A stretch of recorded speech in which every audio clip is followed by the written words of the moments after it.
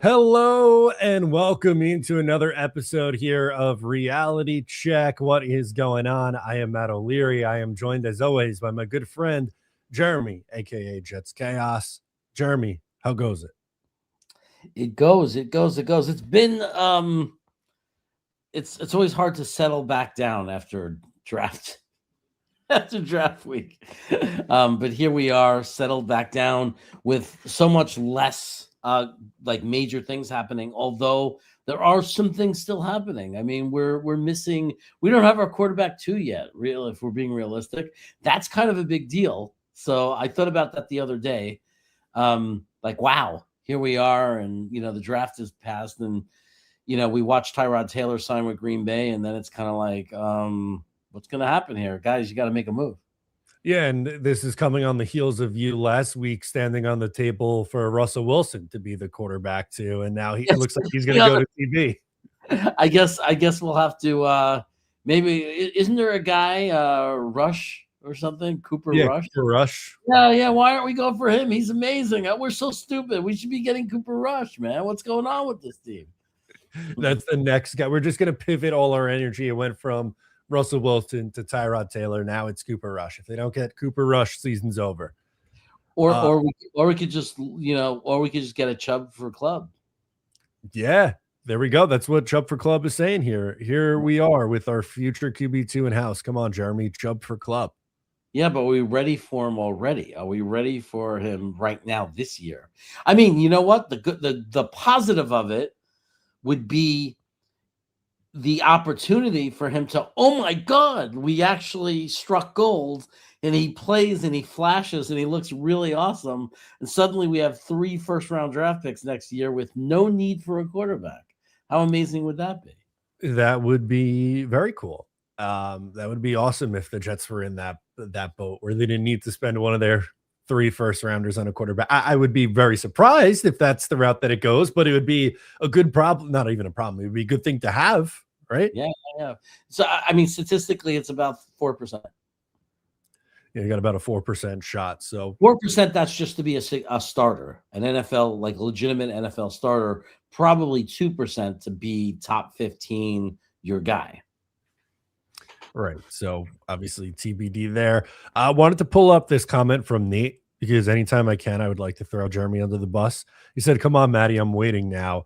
If you guys saw the peek behind the curtain of Jeremy trying to set up his backdrop right before we went live, that may have done better than just us talking about the Jets for an hour. If we just live stream Jeremy setting up his background. That was that was interesting. It was like a panic time, man. My client went to 12 o'clock exactly. By the time I got them off the call, I still have to get signed in to here, and I got to get this thing behind me over here in positions. And I wish there was that was on video, man.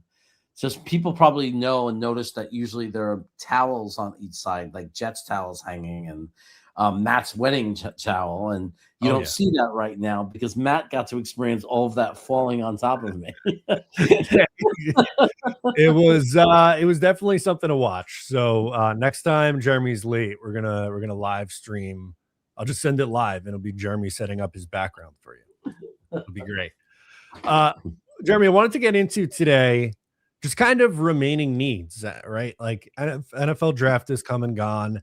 It's kind of a quiet time right now in the NFL, but still things can happen. You can make additions to your team throughout, the rest of the spring and then into the summer. Like last year, we saw the Jets, late in the year, but they brought in Nick Folk, who ended up being their kicker, and then they traded for some defensive linemen. So there's obviously things they can continue to address. So kind of just wanted to go position by position here and get your feel for how that room is looking, and if they need to do anything else here. Sure, that sounds like a great idea. Let's start on the offense with the most obvious number one position that everyone cares about, the quarterback. So looking at the depth chart, Geno Smith, Cade Klubnik, Brady Cook, Bailey Zappi. How are you feeling about that room? What needs to be done to that room? I'll go to you first. Well, I mean, let's be honest. Overall, it's one of the worst quarterback rooms in the NFL. I'm hopeful that Geno could be better than he was with the Raiders. I think it's a very different situation. I think he was in a terrible situation, but as a team, we're in a terrible situation because we have a quarterback that might have a year left in him, that at best is going to be average, right?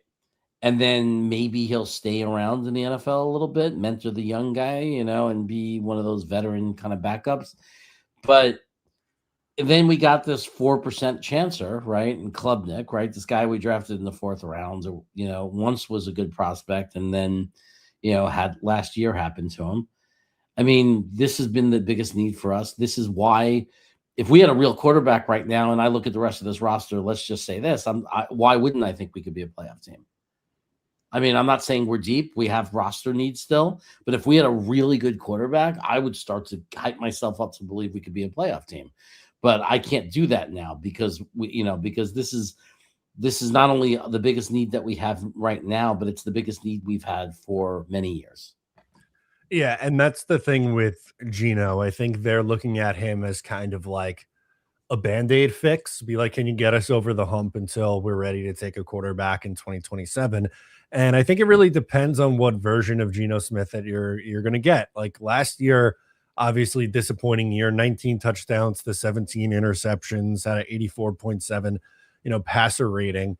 But his last few years in Seattle when he was starting, you can look back at, arguably his best year in 2022, we had nearly 4,300 yards and 30 touchdown passes. So if he does that for the Jets this year, then, maybe we start to get into that conversation of, are they a 9-win team and maybe pushing for a playoff spot? But it's hard to say what he is now at 36 years old. I think the situation with the Jets is better than what he was or what he was dealing with in Vegas last year. So I don't think he'll be as bad as what he was a year ago. But still, I guess my question is, what do we expect out of Geno this year? When I watched last year, when we signed him, I wouldn't have done this because I don't have time to do it. But when we signed him, then I actually looked at the Raiders last year and I looked at the reality, right? And what I saw, and I don't know why Boss Girl's going nuts because I said that he's an average quarterback at best. I have no idea what she's going off about because I'm happy we got Geno. I'm not putting Geno down at all. I think that, like, when I did my analysis, what it looked like to me, that Geno played with a team with no wide receivers. He had a tight end, and he had a rookie running back, yes, but there was no offensive line, right? And when you watch the film, Geno Smith was running for his life most of the time. He was very rarely comfortable in the pocket.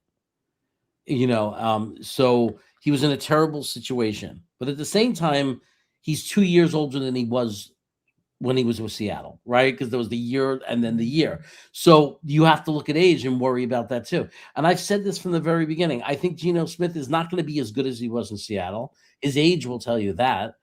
But he will be better than he was with the Raiders. And what does that mean? That means an average quarterback. And we'd be lucky if he could be an average quarterback, if he could be 16th in the league, like 16th best quarterback in the league. That would be amazing. Would you sign up for that? That would be an amazing season for us. When have we had a quarterback that has played like the 16th best quarterback in the league? It would be, I mean, you could argue Aaron Rodgers, but we all watched that season and it didn't 2 years ago, it didn't feel like that to me. But anyway, I think the best case scenario is that Geno could be somewhere in the middle of the league and be a solid quarterback that gets anywhere from 3,600 to 4,100 yards, throws 24 to 26 touchdowns with only 8 to 10 interceptions. Like, if we get all that from him, sign me up. Exactly. He would have done his job in that case. And my concern with this room isn't as much Geno, although I do have questions about Geno Smith, although I do think it's a tangible upgrade over what they had last year, which is noteworthy. But as you kind of open the show with, I don't feel there's a QB2 on the roster. I don't trust Bailey Zappi or Brady Cook. And for Cade Klubnik as a day 3 rookie quarterback, he probably should be redshirted. He should be like QB3, You play him in the preseason, he's holding the clipboard, the whole thing. I don't want the Jets to be one snap away from Cade Klubnik having to come in and take over. What if Geno gets hurt, God forbid, in week 2, like Justin Fields did last year, and Tyrod Taylor had to come into the game against Buffalo? Do you want Cade Klubnik having to come in week 2? I No, think that's asking too much. I want Klubnik to be the guy that becomes the number 2 if we're 2-10. Like if we're 2-10, week 13, and even if Geno's not hurt, we just say, let's see what this kid Klubnik can do if Geno's not playing well. I'm fine with that. But you're 100% right. Week 1, week 2, week 3, Geno goes down. No, we can't have Klubnik in then, because I'm not giving up on this year. Even if it's not, people don't want to believe that it's even realistic we can make the playoffs. We need to make a jump. This team needs to make a jump. This team needs to show some growth. We need to be given a reason to believe that we're going in the right direction. So I agree 100%. We have to get a quarterback that, if Geno goes down, makes us believe we could still compete and win football games. Yeah, and looking at the veteran market, it's getting even more thin with Tyrod going to Green Bay. And, you're really starting to look at Cooper Rush as the last remaining option. Like, I don't think Jimmy G is a realistic option. He's still sitting out there. Are they going to trade for a backup quarterback? I don't know if we necessarily want to see them do that either. So now what, I guess, is my question. Yeah. I mean, I think that we need to go out and get somebody before there's nobody to go get. I mean, there could be a trade. There could be a thing. I mean, look, like Andy Dalton, Cooper Rush, like people say Cooper Rush is now a veteran quarterback. He's been around. He was terrible last year. He was good in Dallas for a backup quarterback. He was a backup quarterback that was actually able to win games in Dallas. Like he was not terrible, not at all. Now remember, Dallas has a pretty talented offense. They've had a pretty good offense. Their problem has been defense. So, but I think that we're developing a pretty good offense right now, potentially. So I think that it might even be safe to say, there's a lot to prove. We don't know it yet. It might be safe to start thinking of us as a quarterback friendly team. Yeah, I would think so, especially when you look at, the rest of the offensive weapons. And now, maybe we get into a different positional group on the offensive side of the ball, and take a look at the running back room. Breece Hall, Braylon Allen, Isaiah Davis, Kene Nwanu as your top 4. I like Breece a lot. I don't know what to expect out of Braylon Allen coming off the injury. I actually think he's been a little underwhelming with the Jets the last 2 years. I feel like there gets a lot of hype in training camp, and then we see him in the regular season, and he's kind of just okay. And Isaiah Davis, I think, is fine as a third running back, but it gets thin after Breece Hall pretty quickly. I don't think they could afford a Hall injury this year. Yeah, I think the room has depth. I think Allen and Davis bring depth. I think they're decent backup running backs. They're not RB1s. And it's hard to say about Braylon Allen. It hurts my soul because I thought that he could be. But I think that Breece Hall is not the best RB1. He's not a premier running back, but he's also not a bad running back. Like, I think he's just a he's a running back 1. I mean, he got 1,000 yards for us with nothing around him. I mean, like, a decent offensive line, but stacking the box, the defense. Like, we had a quarterback. We had no quarterback that scared the defense at all. They were stacking the box against us every single play. Like, all they had to do was like focus on stopping Breece to stop our offense. By the time all those games that Brady Cook was playing, and then Justin Fields in a lot of those games. So I don't think that Breece Hall is a superstar. I'm not like waving, like, I'm not standing on the table and stomping my feet that he's great. He's great. He's great. But I'll say that he's pretty good. He's pretty good. He's a legitimate RB1. He blocks well. He goes out for passes. He's a good receiving running back. He's no longer the home run hitting. I think since that rookie year, that injury, he gets caught. He lost the step. He gets caught. He's not a home run hitting running back where he's going to break an 80-yard run anymore. But he breaks 15-yard. If you give him a hole, and you give him the opportunity, he'll hit the holes, and he'll give you, nice 8 to 15-yard carries every once in a while and be explosive. He's not let's just say he's not a weakness. Yeah, I think that's a good way to say it. Like, I think when you look back at the 2022 season and what he was looking like early on before the injury, there was hope of him being like, "Oh, this is a guy who could be a top 5 running back in the NFL." Yeah. I don't I don't feel that way about Breece Hall anymore. He's probably like maybe the 12th best running back in the NFL, but Right. I think you could live with that. And when you add on top, I'm glad you mentioned this, the receiving prowess that he has, that's something that I want a young quarterback to have, is a running back that they feel comfortable with dumping the ball off, and can still make plays with the ball in his hand as a receiver as well. And I think there's value in keeping him around. There's obviously contract negotiations going on right now, trying to get a long-term deal done. He is on the franchise tag this year, but I am in favor of trying to get something done with Breece Hall on the contract front. Where do you stand there? I think they will, and I think it's fine. Because I think that basically that contract is almost guaranteed. Like, it's going to be a contract where we're kind of locked into him for 2 years. Right. A third-year option to hold on to him, right? So we'll have team control for 3. We're stuck with him for 2, right? And when I say stuck, keep in mind running backs aren't that expensive. So even at the top end, you're talking about 15 million, not 35 million, not 25 million, 30 million when you sign some of these big guys and then you get stuck in terrible contracts. Or, the Denver, how they got stuck with Russell Wilson and had to take $100 million hit in 1 year. Like, it's nothing like that at that level. And I think that Breece has 2 years of being the number 12 running back in the league.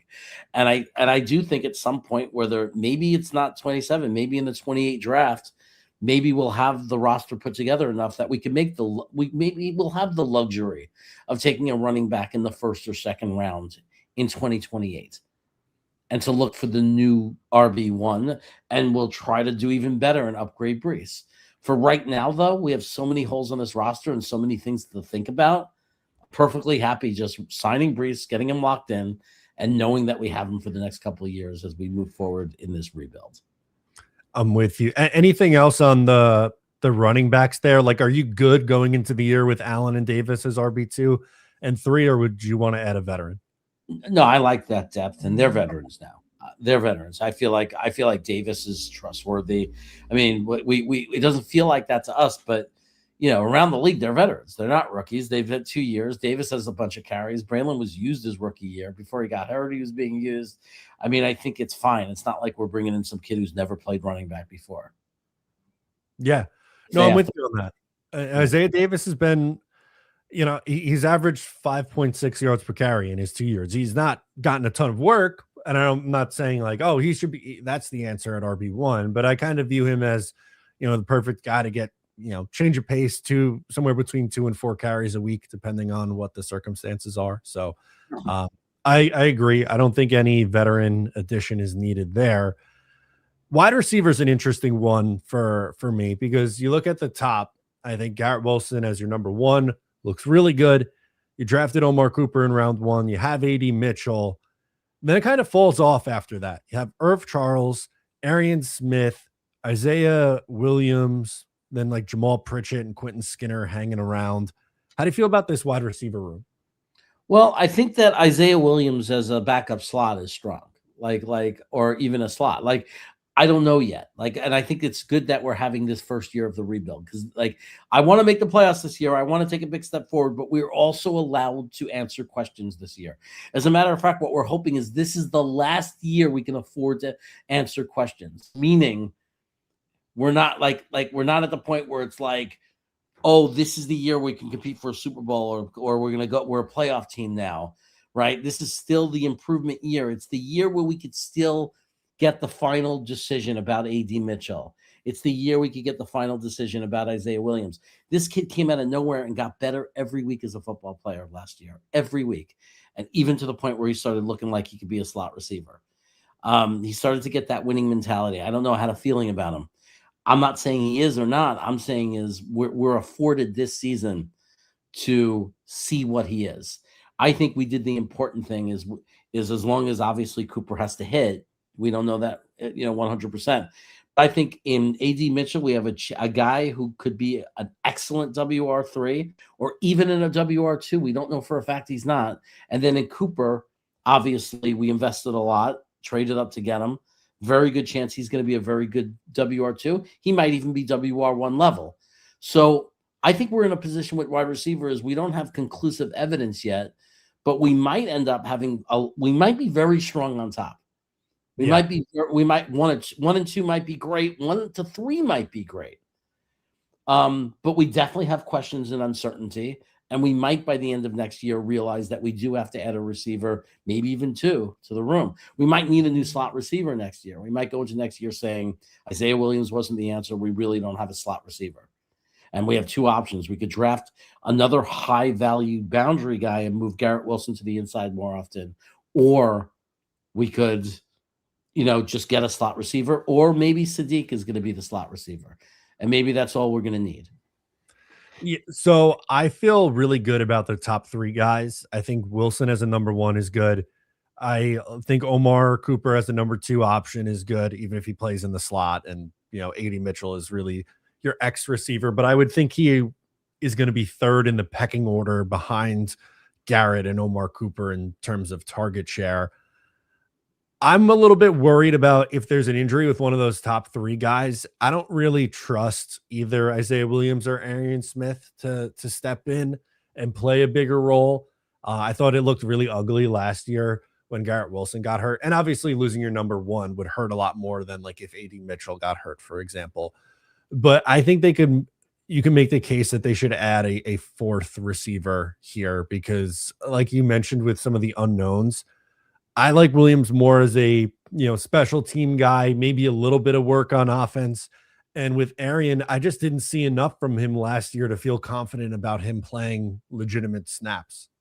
Yeah, no, but I mean, part of that we have to always add that when Garrett Wilson got hurt, look at the quarterback that was playing for us from those weeks the rest of the year. And that's why I say the jury's not completely out on those receivers because it's hard to evaluate and know for sure because the quarterback play was as terrible. And this is saying a lot because I've, being a Jet fan, we've seen some terrible years. This may have been as bad as any year in our history as far as terrible quarterback play, like just like so brutally bad that it's really hard to get a feel for the receivers. So, but I agree. I mean, like it wouldn't surprise me at all if we picked up a veteran wide receiver, like a more proven veteran wide receiver that's out there. I just think that right now they're playing the game of chicken. Like there's some guys out there that are just still want bigger money and we're not willing to pay the bigger money. But there are some guys out there that you might see us bring in. There's even, I don't know if he wants to leave the Chargers, but Keenan Allen's still not signed. You want to talk about a veteran receiver that you could bring in for 1 year on a bargain deal that you can trust to get some reps and do some things with your offense? There's one. Yeah. And there's no I'm not saying it's an immediate rush where they got to sign one today, but I don't know. Maybe when you get into camp, you get a better look at these guys. And, usually guys like to be signed before training camp so they can come in and, get their reps in and learn the new offense and the whole thing. There's really not as much of a rush from now until the beginning of July, but that's still something in the back of my mind where I'm going, what, I think and it is nitpicky. I understand we're talking about the top 3 guys and then focusing on the wide receiver 4. But if we're just looking at the entirety of the roster, that's one spot at wide receiver 4 where I'd be looking for a little bit of an upgrade if there is one out there. If you look at our injury history and our luck as Jet fans, it's perfectly reasonable to worry about who the number 4 and 5 guys are. These are going to play. I mean, it's perfectly reasonable. I mean, we've lived this as Jet fans. Like we never know what room it's going to be, but year after year we face this, and we know the reality of depth matters. The guys that are in the back of the room matter. I would say that if obviously for me the big thing is that it's the year, it's the where we are as a team right now that makes me less worried about it. If we already had our quarterback and we're competing for a Super Bowl, and you're telling me that that's our receiver 4 and 5, Williams and Smith, I'm freaking out saying you can't do that. we're trying to compete for a Super Bowl this year. We're at that level. We got all the guys on the top that are that good. And now you're going to tell me we're injuries away from those guys being the guys we're relying on? Not good enough, you know? I'm not worried about it because of where we are right now, but I agree that we need it. And by the time 27 rolls around, and especially 28, 29 and beyond, we better have better, more reliable WR4s and 5s. No, absolutely. Wanted to pull up a couple comments before we keep it rolling on offense. Robert saying Sadiq is the slot receiver. We'll talk about the tight ends in a second. He's going to be one of the names that's mentioned there. And Peter S. chimes in, says Russell Wilson apparently told the New York Post he is still mulling a contract offer from the Jets versus going into broadcasting. So maybe Russell Wilson is not out. Jeremy will get his dream QB2 after all. Dream. That's so funny. I had to do it to you.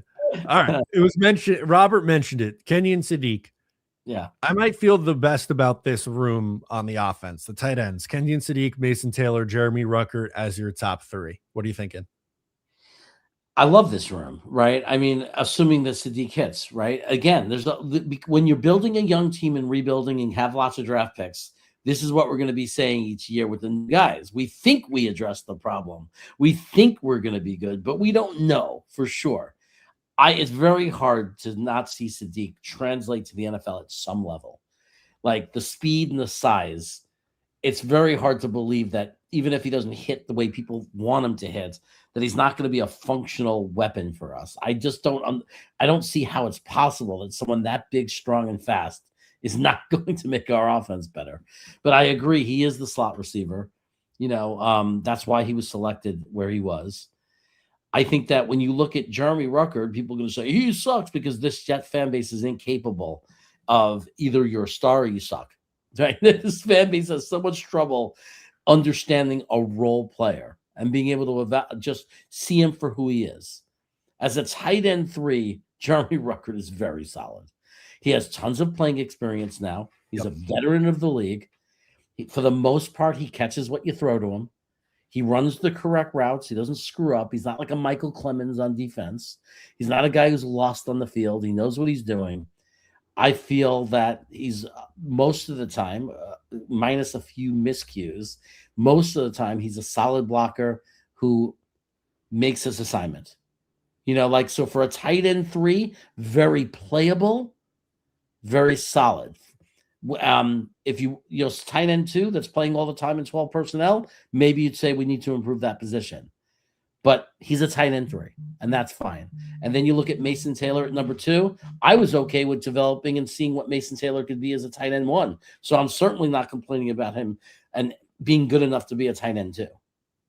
Yeah, I'm with you. And I think Sadiq and Taylor, like, they play the same position technically at tight end, but I think they're going to be used a little bit differently. Like Robert was mentioning, having Sadiq play in the slot, he's going to play in line. Like, we're not sitting here saying 0% of his snaps are going to be at inline tight end. But for me, I think of Mason Taylor as like the well-rounded tight end who is going to block and, you know, can catch passes and, you know, he'll move the chains for you, but he's not really like an explosive player with the ball in his hands or an elite level route runner. He's kind of just, you know, a solid tight end. And Sadiq has the significant more upside and playmaking ability. So honestly, that's one of the things I'm most excited about is seeing those two guys on the field together. I think they should run a lot of 12 personnel this year. And Jeremy Ruckert in a tight end 3 role, I think that's perfect for him. I think as a tight end 2, that's maybe just a notch too high for him. I think as a tight end 3, blocking tight end who, you know, can spell one of those two guys and catch, you know, a couple passes a game if it came to it, totally good with him in that role. Yeah, 3 tight end sets. You get fullback. There's a lot of different things you could play around and, you know, and experiment and do with Jeremy Ruckert. So, I mean, he's fine as number 3. And Mason Taylor also, I want to say, like, think about it. Sadiq as the slot and then Mason Taylor as the more typical traditional tight end that he's a check down or like a check down kind of tight end. Like he's blocking and then he can slip and sneak, you know, sneak right out a little bit and be a check down for the quarterback and be a traditional tight end that will get his receptions that way.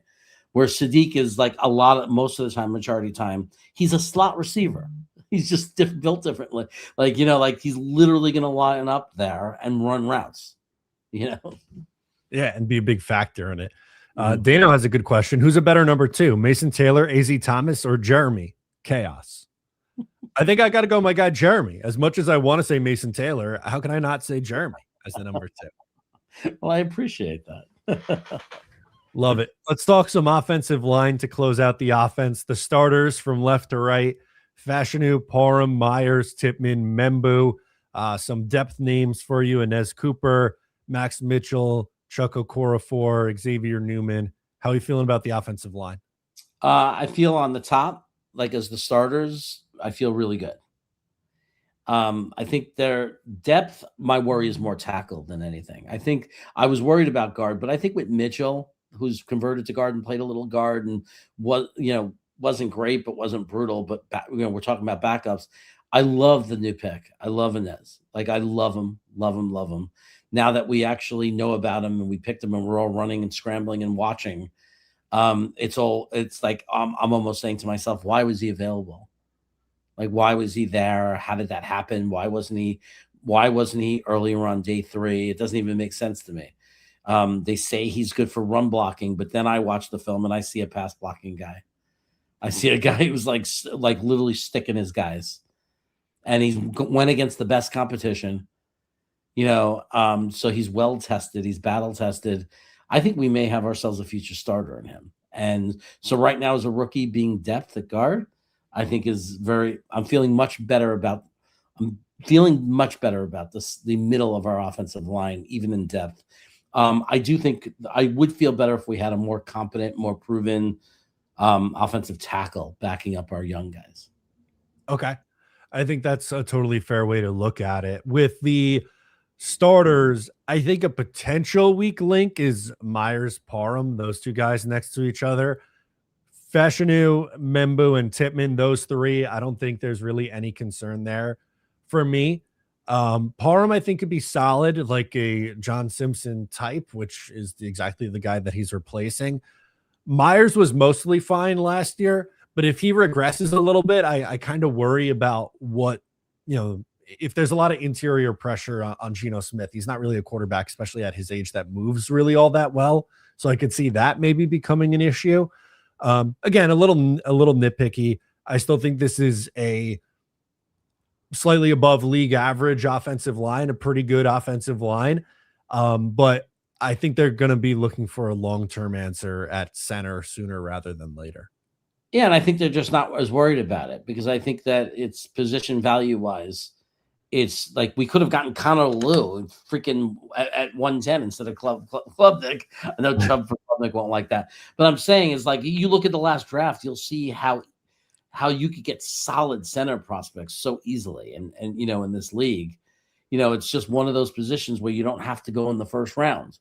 You don't have to use early picks in the first round unless you're talking about like a generational type guy. That's like a no-brainer, can't miss. But so, like when you look at the overall rebuild, and where we're going, and we have, again, I'm all about where are we going to be in 27, I think that they just see that as a position they're going to be able to fix. We had too many holes. They had other priorities that they wanted to go first. I don't think Myers is a terrible weakness, but I understand he's not anybody that you're going to get excited about. He has plays where he's really bad. So that's like, you want to erase that. I think there's a chance this new guy, Parham or whatever, Des might come in and win the guard position and move this kid Parham over to center. Like, you might see something happen like that. We don't know that the offensive line is set. I think that Inez is like supposed to probably develop for a year, and then start getting playing time or an opportunity. But stranger things have happened. Like, you don't know, he's going to come into camp, and what if he's just dominating and looks great in camp? Next thing you know, they're talking about him starting at guard. Yeah, I really like Joe Tippmann at guard. So the point I'm about to make isn't necessarily me advocating for it, but what if they just want to play Inez Cooper at right guard and then Tippmann goes back to center? even. Like that. I really don't want to move Tippmann back to center. I don't disagree. I like him a lot at right guard. I'd pay him nice money on a contract extension and have him, just chill out at guard. But they have options on how they could shake things around a little bit on the offensive line. Yeah, I mean, like, to me, Tippmann is an emergency center. Good that he has the versatility, but yeah, I want to get like I'd be so mad. It's like, go out and get a center then.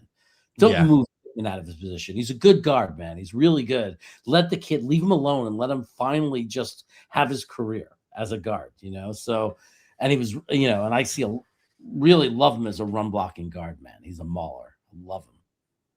We're going to get to the defense in just a second, but wanted to shout out the sponsor of the show, Prize Picks. Here's a look at my play of the day. I'm riding some NHL playoffs right now. Sean Couturier, more than 1.5 shots on goal, and Nick Suzuki, less than 9.5 faceoffs won. Sign up for Prize Picks using code HMA, now available in New York State. You can follow along with me at Matt O'Leary NY over on Prize Picks. Got NHL playoffs, NBA playoffs. Maybe you want to do something for the Knicks game tonight, MLB regular season, and NFL futures as well.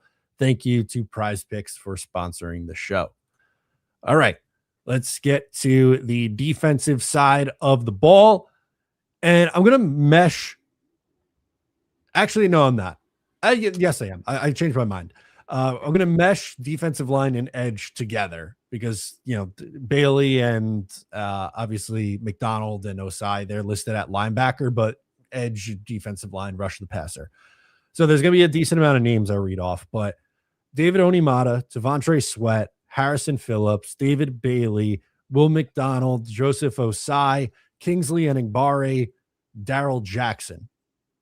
How do you feel about the Jets on the defensive line and edge room? I like it. Again, it's all going to depend on Bailey, or a tremendous amount's going to depend on Bailey, right? If Bailey hits and he's disrupting and he's very, very disruptive, and I'm not going to just give a sack number. I'm tired of everybody using one stat. I just want him to come onto the football field and cause disruption, be a problem, put the quarterback under pressure, flush them out of the pocket often. Like, be somebody the other team has to worry about. Be that guy. Be that pass rusher that we so desperately need to move the needle. Then you have McDonald as a specialist. I think the only thing we're missing at edge is like a JFM type. Okay. Right? Like, I think that I like McDonald as a specialist. I would love it if we had a JFM type. A guy who gets 7 to 8 sacks a year, but seals the edge really well. Really good against the run, could stunt inside. You could do a lot of things. Like, I miss that kind of edge. I think that we still need that kind of edge. I'm fine not having him yet. I think that is easily could be the thing you fill for next year. I like the guys we brought in, though, as run-stopping edges, though. I don't think they're dysfunctional. I don't think they're bad. I would say, though, I would want one more, like, high-level guy. Right, that we love, like one more guy that's really, really good. Like I really love JFM. I think he's a great football player. I think the defensive tackles, we might not have that shining star, but I think by committee, it's a very strong room. Like, I think we got especially if they each play their roles. When you look at it broken down by role, we have guys like Briggs, who could disrupt in the passing game. We have guys that are in the middle, like medium guys, like Phillips, could do a little bit of everything. And then we got guys like Sweat, who are going to be run big, fatty, green beans, preferred fatty, that could just stuff the line. But I just think that we're built it's just a lot of depth. There's a lot of just decent, solid football players. And I like the mass of the guy they drafted. Like, I like this new kid. I like that he's just this big, massive guy, and I think he's going to be a fine role player. It's going to be able to rotate in as a run-stopping guy. Yeah, and to me, looking at this room, I think there's a lot of depth on the defensive. I'll separate defensive line and edge, like defensive end and a 3-4. I'm going to count in that, but I think Briggs I'm really excited about this year. I thought he looked promising. Phillips, I think, is perfect in that role. Devondre Sweat to be that huge, run stopper on early downs. The guy that I'm excited about, I think David Onimata is one of the more underrated moves that they made. Not that he's super flashy, not that he's going to be going to a Pro Bowl or All Pro or anything like that, but I just think he's going to be really solid and solidify that line. Not quite to the level that JFM did, but one of those like under the radar kind of guys. At the edge room, I hear what you were saying on the like to have another player like JFM. I think the Jets assume, and we don't know because we haven't seen him here, but I think they believe Joseph Osai can fill that role that you were explaining there. I mean, we'll see. Yeah, and I hope he does. I hope he does. I just, we'll see. He might be a little bit of a junior, like maybe a JFM light, Yeah. but good enough, But yeah, I mean, I hope he is. Obviously, as a Jet fan, I hope he is. I hope he gets 8 to 9 sacks, plays really well, is solid against the run. Like it would be a beautiful thing for us. It'd be a great thing for Jet fans if he steps up. So I mean, you're right. He might come up and be that guy that I'm looking for. Yeah, it's definitely something that's on the table there, but there's a lot of names and guys who played last year that I don't know if they're going to be able to make the roster, right? Like Mozzie Smith, who was in the Quinnen Williams trade, Tyler Barron, who you traded up for in the draft last year. This Eric Watts, Braden McGregor. I don't really see a path to any of those guys making this team. Yeah, they look like practice squad guys now. Like Right. like one of them might catch on in the back end of the roster, but it's looking like practice squad. This next room, I'm going to be honest with you, Jeremy, still scares me, and that's the linebacker room. You have Demario Davis at inside linebacker, Jamie and Sherwood, Kiko Noah, Marcelino McCreary Ball, Michael Walker, Kobe King. Again, I like Demario, but after that, I just see a bunch of question marks.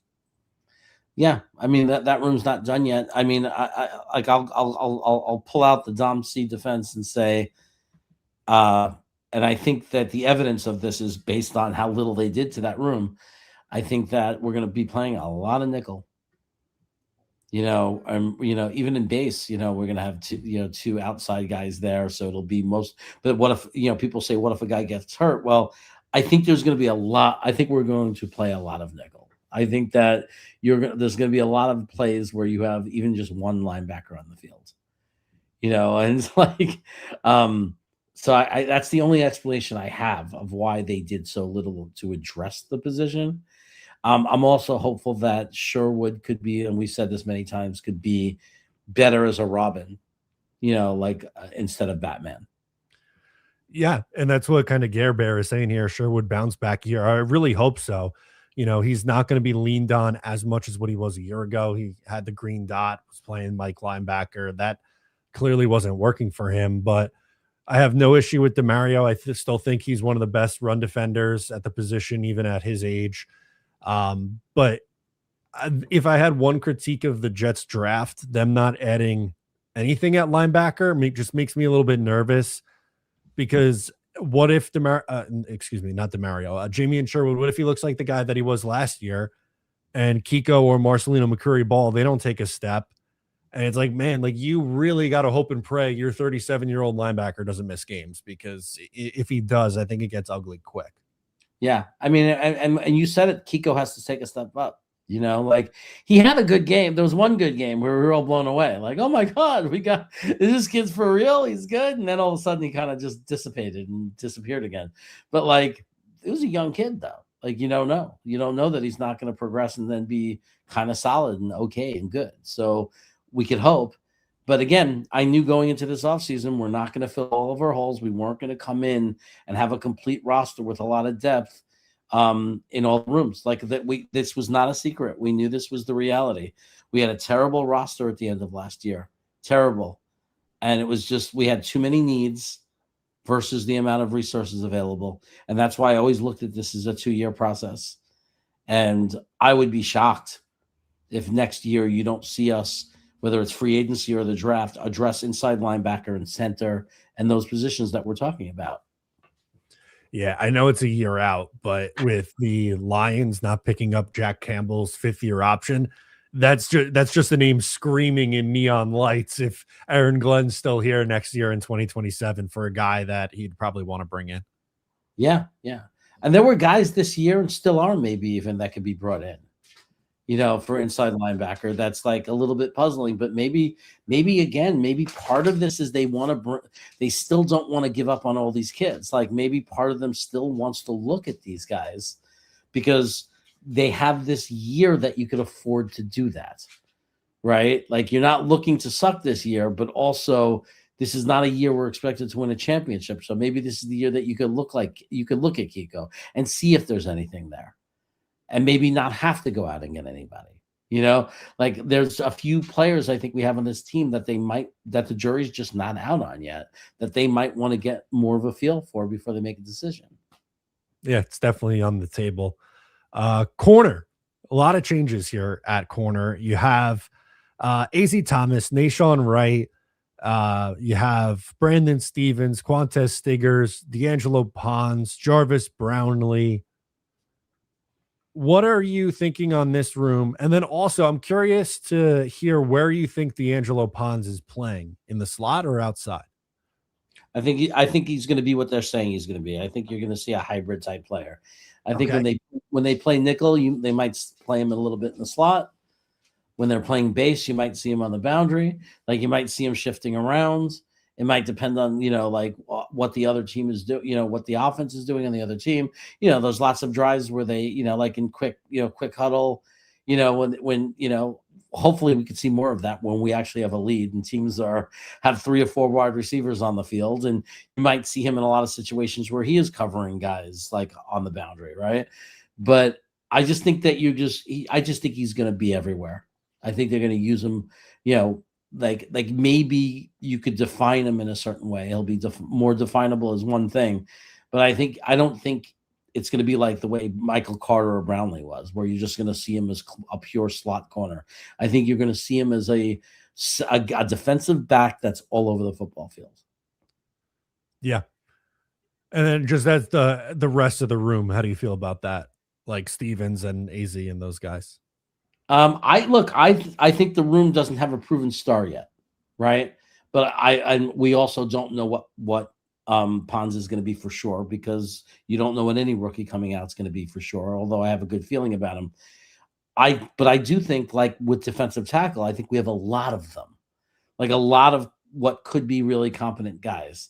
I think AZ Thomas, it's way too early to rule out that he might not be. He might develop into an excellent cornerback. Maybe one of the better quarterback 2s in the league, maybe even a cornerback 1, right? Like an average cornerback 1 level guy. Like, so it's way too early to say that AZ Thomas is not going to be very good. I thought he showed some great promise. I thought he did some really good things. I really like him. He made some mistakes as well, but he was a rookie. I think Pons has the potential to be a very special defensive player. I think Stevens had up and downs, but he wasn't horrible. He was just okay. It's like a CB2 type guy. And I think the kid we picked up from Chicago, we're going to find out if it was a freak year or if he's a rising star. Like maybe that was his breakout year. Like I don't know why we got such a good deal on him. But, a guy who is a ball hawk, who loves to get interceptions, might give up a big play once in a while. Sign me up. We got 0 interceptions last year. Zero interceptions last year. I'm perfectly happy taking a shot at a kid that looks like he might ascend into a real player who has a good nose for the football. Just want to pull up the super chat from Mark before I give my thoughts. He says, looking to book you and Talking Jets for next year's draft party, Long Island. Can you contact me? Mark, I absolutely will reach out. Thank you for your support of the channel. It was great seeing you out at the draft party a couple weeks ago. Also, he's gonna book you. Yeah, it's great. Gotta love it. Safety. I love it when someone wants to book me for things. When they want to book you for things, yeah, it happens, dude. We'll get to safety in a second. My thoughts on corner. I'm very excited to see how they use D'Angelo Pons. I think he has a chance to be a starter on the outside. We'll see how camp goes. I wanted to see some AZ Thomas this year. So I'm kind of hoping he wins the competition between Nashawn Wright. However, like you were just saying there, Jeremy, at least with Wright, he's someone who could take the football away. He might let up some plays, but if he could find his way to 4 or 5 interceptions, you might live with that. But overall, I feel much better about the depth in this room. I don't know if there's a number one corner here, but there's a lot of guys who I think can play in this room, and they'll kind of sort themselves out for what role they're going to be in going forward. Yeah. As far as safety goes, VJ Payne, you just added, Malachi Moore, Dean Belton, Andre Cisco, and Minkah Fitzpatrick.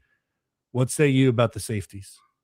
I think he got a little better with Minkah Fitzpatrick. I know he's not in his prime. I know he's not what he was, but I think he's much better than anything we had last year. And I still think he's decent and good in the league. Like, I just, again, you have to be able to say two things are true. He's not as good as he was in his prime, but it doesn't mean he's no longer effective or good. I think Malachi Moore has the potential to take a step up. Maybe they use him at strong safety and he gets a little better. I mean, he made a play against Cincinnati where he just gave them a touchdown. I mean, it was so disgusting. It's very hard for me to wipe that from my mind. But other than that, there were signs. He showed signs of improvement as the year went on. He did some good things. I don't know why Cisco's still on this team. Belton was a good pickup. Belton's a guy, nice role player, fine. I still think we need a young stud in the position. I think at some point we have to draft and get a young stud safety. Just a solid guy that there's no questions about, unless Malachi Moore absolutely just takes an enormous step and is amazing. But even Minkah's getting old, so you're going to have to replace him anyway. So at some point, we're going to need to draft a stud safety. We're just going to have to do it. But for this year, I think it's a better room than it was last year, but it's not great. It's not going to be any better than average in the league. But we might actually get some good plays out of Fitzpatrick. We might get some turnovers out of him. And maybe Malachi Moore takes a giant step forward and actually shows that he's going to develop into a decent, strong safety. Yeah, I think Fitzpatrick's the one you feel good about. I know he's not probably at his best, the top 2 or 3 safety in the NFL. I don't know if he's there anymore, but I still think he's the top 10 safety in this league. I don't really want to see much of Andre Cisco this year. I didn't think he looked great before even he got hurt last year. I think it's going to be hopefully Malachi Moore. I know Dean Belton played a decent amount for the Giants over the last couple of years, but for me, that's really the guy that I want to see. Malachi Moore get that next step and see if he can handle being a starting strong safety. If not, if he ends up you feel better about him as a safety 3, then okay, that's fine. You kind of know what you're dealing with, but you could then address that position next year in either free agency or the NFL draft. There's always, it seems like, decent free agents that hit the market that you can get in the $12 to $15 million a year range. So I think it's better than where it was a year ago, but I still don't think it's completely fixed. Yeah, and I think we did a good job. I think Mooj did a good job in putting the pieces, starting to put the pieces together. And and what I like is, especially if Bailey hits, and if Pons was to hit, oh my God, because if you can get your CB1 and your Edge 1 locked in, it's not only about how many guys you need, it's about the positions you need, because some positions are much harder to find than others. It's very difficult to find a star edge. It's very difficult to find a studly cornerback, right? Like a great cornerback. If Pons hits and Bailey hits, like, safety is an easy, this is not me saying a position is not important. There's a reality that there's certain positional values. There are positions that are easier to find than others. I don't think anybody that's ever watched football can ever make an argument that it's easier to find a dominant edge or a real edge 1 than it is to find a good safety. Right. When I look at the positions, we need inside linebacker. We could have had one of 4 guys that were free agents last year. 2 came from the Eagles, 1 came from Kansas City. Really decent guys, right? So we know that those are low value positions. They're easy to find guys like that if you're willing to spend some money, right? So center, same thing. If you look at the positions we need, center, inside linebacker, safety, these are not terribly difficult positions to fill. And when No. you have $150 million in cap space and a bag of draft picks, I just don't see it as going to I don't see that it's going to be that challenging next season to really fill in the rest of this roster. There we go. Guys, we've reached the end of our hour here. I think it was a fun exercise going through and taking a look at the roster and what some potential needs are. But final conclusion, Jets in a much better spot than where they were going into the year last year. I'll take that as a little baby step and a positive win here, Jeremy. Yeah, I'm very pleased with the offseason. I'm not sitting here yelling Super Bowl. I'm not sitting here yelling, screaming playoffs or anything like that. I'm saying that we had no roster at all. We were a terrible football team, but we had resources, we had picks, and and I like what they've done. I think they've taken a great first step. And now we have to see if it works out. We have to see how these draft picks develop. We have to see if we really filled these holes. And then I think we have to see how they do next year. Like, are they going to be able to continue the momentum and bring in the right guys? Love it. Guys, thank you so much for hanging out for another episode. Before you go, like, subscribe, share with a friend. Check out Jeremy's channel as well. I'm Matt. He's Jeremy. We'll catch you next time. Peace.